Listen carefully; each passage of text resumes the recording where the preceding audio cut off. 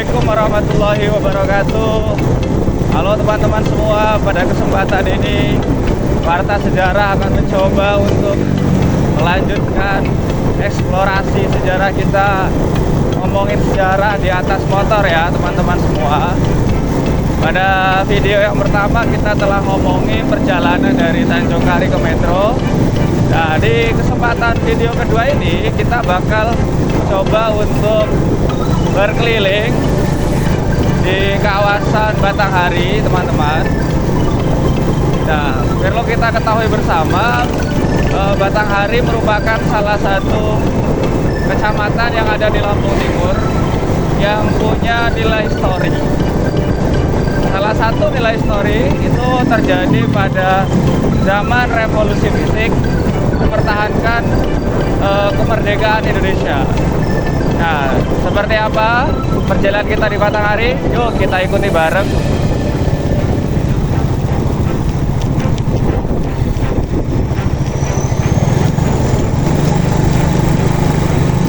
Oke teman-teman, perjalanan kita awali dari Metro teman-teman. Saat ini saya di Bedeng 24 di 24 Metro. Ya, pada kesempatan ini kita akan coba untuk mengulik bagaimana sejarah terjadinya perang mempertahankan kemerdekaan di kawasan Batanghari yang sesungguhnya juga tidak terlepas dari keberadaan sejarah yang ada di Metro. Tentu teman-teman semua ketahui bahwasanya Indonesia memproklamasikan pada tanggal 17 Agustus tahun 1945. Namun setelah itu tentunya Belanda tidak tinggal diam. Belanda pengen kembali menjajah kembali Indonesia. Mereka tidak rela tuh ya apabila Indonesia ini merdeka. Maka banyak terjadi serangan-serangan yang dilakukan oleh Belanda ke seluruh penjuru tanah air. Dan salah satu daerah yang diserang adalah Lampung.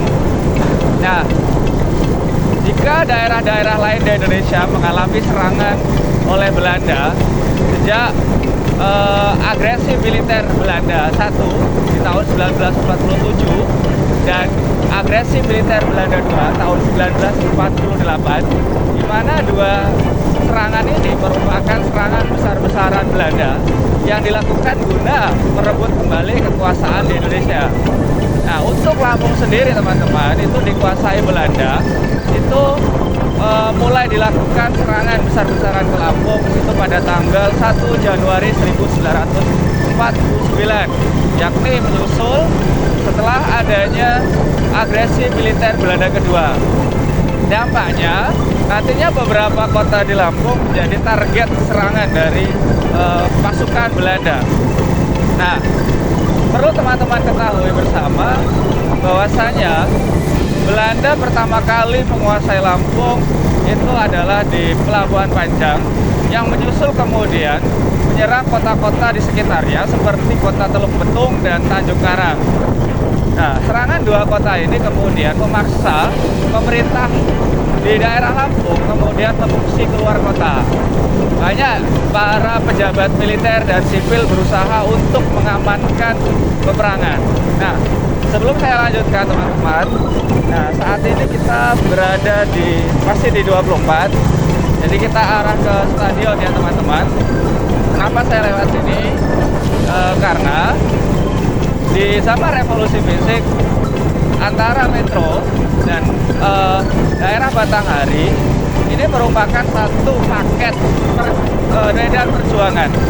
Nanti kita coba simak teman-teman. Kita lihat, kita coba nampak tilas daerah yang pada zaman itu, tepatnya di tahun 1949 itu menjadi sebuah pemerintahan darurat. Nah, kita sambung lagi teman-teman. Jadi sejarahnya dulu, setelah Teluk Betung dan Tanjung Karang dikuasai oleh Belanda, maka kemudian beberapa kota di Lampung saat itu juga menjadi target serangan Belanda. Salah satunya adalah Metro. Nah, pejabat militer maupun sipil di Metro mengetahui adanya serangan Belanda atas Tanjung Karang dan Teluk Betung, Maka pada tanggal 1 Januari tahun 1949, pejabat yang ada di Metro memutuskan untuk menggelar satu rapat kilat yang dilakukan di gedung PU Metro. Yang rapat kilat itu salah satunya menyetujui apabila serangan Belanda itu di Metro, maka pemerintahan yang ada di Metro harus diungsikan di luar kota. Maka dipilihlah daerah Batanghari, tepatnya di Desa Rejo Agung, menjadi pemerintahan darurat. Nah, ini daerah Rejo Agung ini yang coba nanti kita kunjungi ya teman-teman.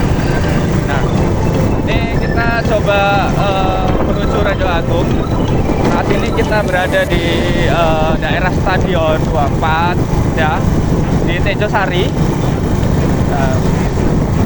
Daerah ini dan Batanghari ini memang jaraknya tidak terlalu dekat, sehingga pada zaman itu diputuskannya pemerintahan darurat di Batanghari memang sebagai suatu titik yang dekat dengan Metro agar mudah untuk memantau bagaimana saat Belanda itu memasuki Metro, kemudian menguasai kota Metro. Oke, ini kita ada di pertigaan stadion. Kita ambil ke kiri ya teman-teman, kita coba untuk menuju Desa Rejo Agung.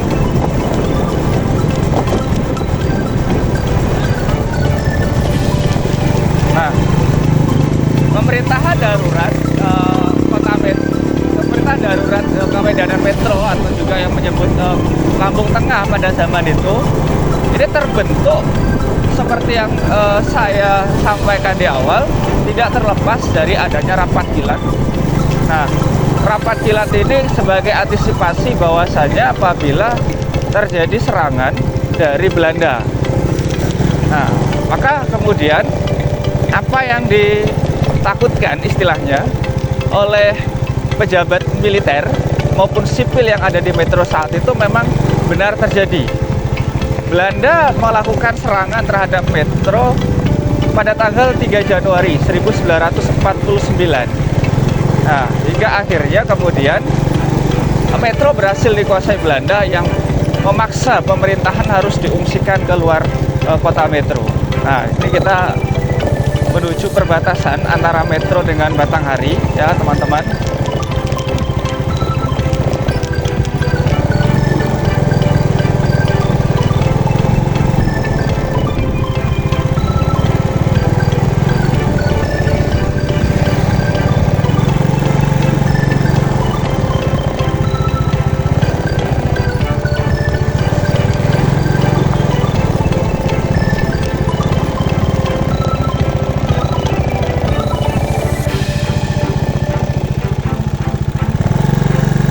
Baik, perjalanan kita lanjutkan kembali. Kita menuju ke Desa Rejo Agung. Ada beberapa desa yang menjadi medan peperangan di zaman revolusi fisik di Batanghari. Selain di PD 49 Desa Rejo Agung, tercatat desa-desa lain di Batanghari turut menjadi daerah penyangga untuk mempertahankan kemerdekaan, seperti di PD 45, 47, 38 dan desa-desa lain. Selain di Batanghari, beberapa kali pertempuran juga terjadi di daerah Kampung, satu kecamatan yang ada di sebelah timur dari kecamatan Batanghari. Nah, perlu teman-teman ketahui bersama bahwasanya pemerintahan darurat memang pada zaman revolusi fisik menjadi salah satu pilihan agar eksistensi dari Republik Indonesia yang dikatakan oleh Belanda sudah punah atau sudah pupus itu tetap ada, sehingga sekalipun di daerah pun pemerintah darurat itu tetap dilaksanakan.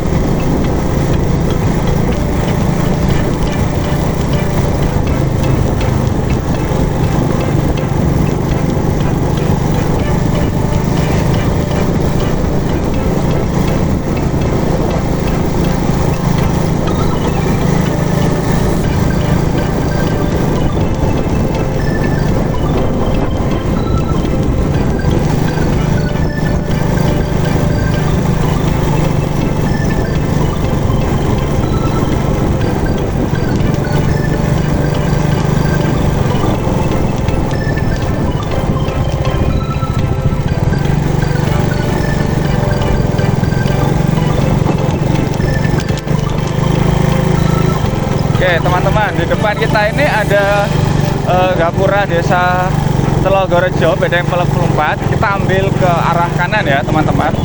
Nanti sewaktu-waktu kita coba explore untuk di Bedeng 44, di mana Bedeng 44 ini juga menjadi salah satu basis perjuangan di zaman revolusi fisik dan merupakan salah satu tempat pertahanan. Dan kabarnya di desa ini pun juga ada dapur umum yang dibangun oleh pemerintah bersama dengan masyarakat setempat untuk menunjang konsumsi dari para prajurit Republik Indonesia. Nah, kita ambil arah ke Raja Agung teman-teman.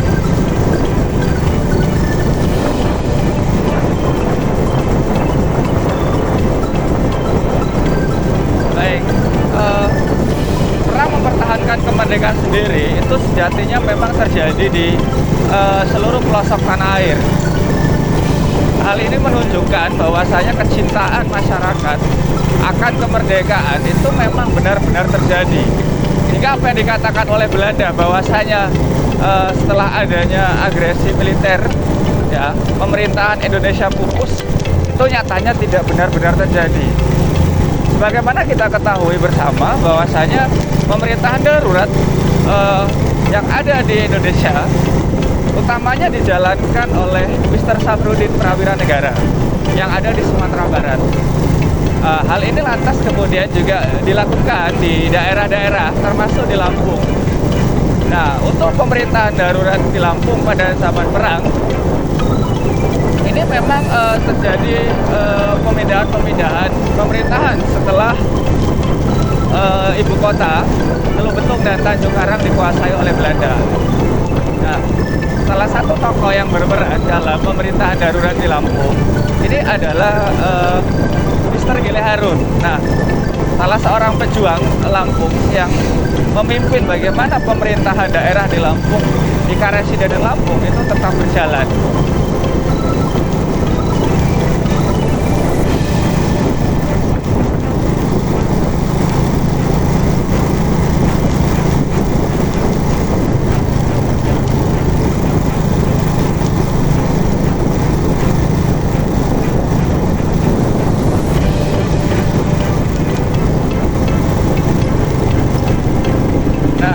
Di sebelah kanan saya ini adalah Desa Adiwarno, di mana di dalam hasil rapat kilat di gedung PU yang saat itu dihadiri oleh Bupati Lampung Tengah Zainabun Jayasinga, kemudian ada Idris Seksaatmojo, salah satu pemimpin di Lampung Tengah, termasuk Raden Soekarso yang merupakan kepala PU zaman itu.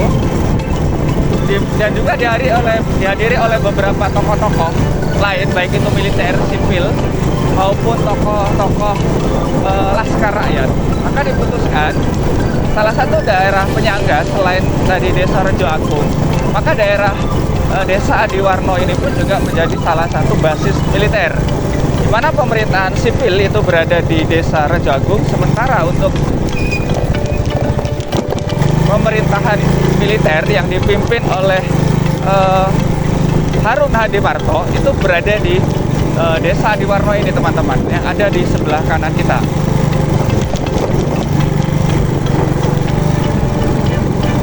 Nah, sebentar lagi kita akan memasuki Desa Rejo Agung. Di depan terlihat ada satu gapura selamat datang di Desa Rejo Agung. Ini menjadi salah satu sisi baik dari sejarah lokal yang ada di Lampung Timur, teman-teman. Di mana semangat heroisme menentang penjajahan Belanda ternyata pada tahun 1949 ini ada. Dan ini patut untuk kita hargai bersama.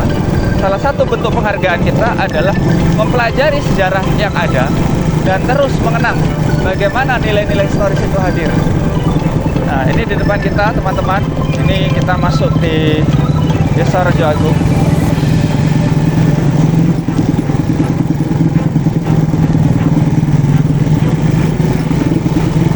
Ini gapuranya, teman-teman, penanda kita masuk di Desa Rejo Agung Bedeng 49.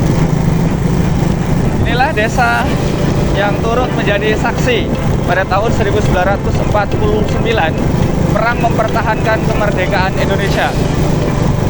Dikala metro dikuasai oleh Belanda, maka peran vital dari pemerintahan sipil menjadi satu hal yang sangat diperlukan untuk menjadi koordinasi bagaimana perjuangan saat itu harus dilakukan walaupun nyawa menjadi taruhan.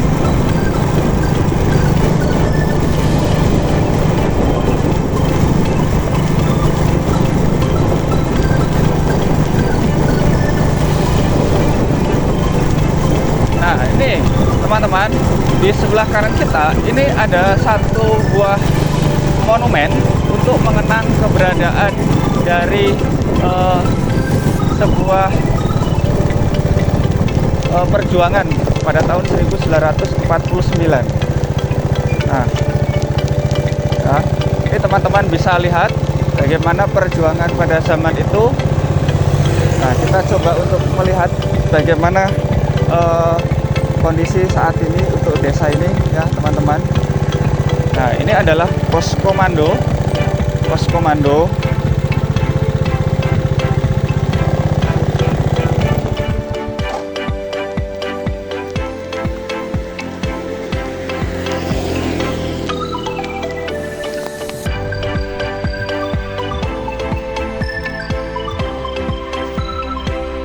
Baik teman-teman, ini adalah satu buah tugu peringatan, tugu pos komando Tentara Revolusi tahun 1948 dan 1949. Ini ada di Desa Rejo Agung teman-teman, yang juga dijuluki Desa Pelopor Pancasila. Bisa lihat teman-teman, di atas dari monumen ini terdapat 3 sosok, 3 figur menggambarkan tentara bersama 2 orang laskar rakyat. 2 orang laskar rakyat ini merupakan pejuang dari Desa Rejo Agung sendiri yang membantu perjuangan saat itu ya. Di belakang sana juga terdapat satu museum perjuangan desa. Ini teman-teman bisa lihat. Jadi adanya pos ini tentunya menggambarkan bagaimana pada zaman itu memang benar terjadi satu pemerintahan darurat di metro, di mana di desa ini menjadi titik penting bagi keberadaan pemerintahan darurat tersebut. Baik teman-teman, perjalanan coba kita lanjutkan setelah kita tadi mengamati satu desa yang merupakan saksi sejarah keberadaan dari pemerintahan darurat metro yang ada di Rejo Agung ini. Jadi keberadaan pemerintahan darurat di Rejo Agung ini kurang lebih terjadi dari bulan Januari tahun 1949 hingga bulan Mei di tahun yang sama, karena kemudian adanya serangan dari Belanda memaksa pemerintahan darurat harus dipindahkan di beberapa daerah yang ada di Lampung Tengah, seperti kemudian dipindahkan ke Sukadana, bahkan ke Gunung Segi, dan ada kemudian yang harus beberapa pasukan kita yang kemudian memindahkan perjuangan di Wai Jepara, termasuk ada yang di Labuan Maringi hingga Jabung. Nah, ini adalah satu bukti teman-teman sekali lagi dari perjuangan itu. Maka adanya tugu ini tentunya menjadi satu saksi bersejarah dan menjadi satu sejarah lokal yang ada di kampung ini, termasuk khususnya di kampung ini dan umumnya untuk warga masyarakat Lampung yang ada di Lampung Tengah, atau sekarang untuk desa ini sendiri masuk di Kabupaten Lampung Timur. Baik teman-teman, kita coba melanjutkan perjalanan kita. Kita coba arah ke timur dari desa ini. Baik, di sebelah sana ini ada museum desa ya teman-teman. Di sebelah sana mungkin patut diapresiasi keberadaan museum perjuangan tersebut. Nah, kita lanjutkan perjalanan untuk kembali melihat bagaimana kondisi desa Rejo Agung saat ini setelah lewat 79 tahun atau atau hampir 80 tahun kemerdekaan Indonesia, tentunya sudah banyak perubahan. Dari yang awalnya desa kolonisasi memiliki narasi sejarah perjuangan. Nah, teman-teman semuanya, perjuangan bangsa Indonesia menghadapi penjajahan Belanda tentunya tidak hanya dilakukan dengan cara perang, tapi juga lewat diplomasi politik, mana ujungnya adalah adanya konferensi meja bundar. Pada saat itu kemudian Belanda mengakui kedaulatan Indonesia, dan disinilah salah satu daerah yang punya pengaruh dalam memberikan kemerdekaan. Terima kasih teman-teman semua yang pada kesempatan ini telah membersamai Warta Sejarah dalam menelusuri jejak perjuangan sejarah pemerintahan darurat di Metro. Di lain waktu kita coba untuk menyambung bagaimana mengobrolkan sejarah-sejarah lain yang ada di wilayah Metro dan sekitarnya. Terima kasih teman-teman. Jika video ini bermanfaat, jangan lupa untuk like, komen, dan subscribe. Sekali lagi terima kasih. Saya cukupkan. Assalamualaikum warahmatullahi wabarakatuh.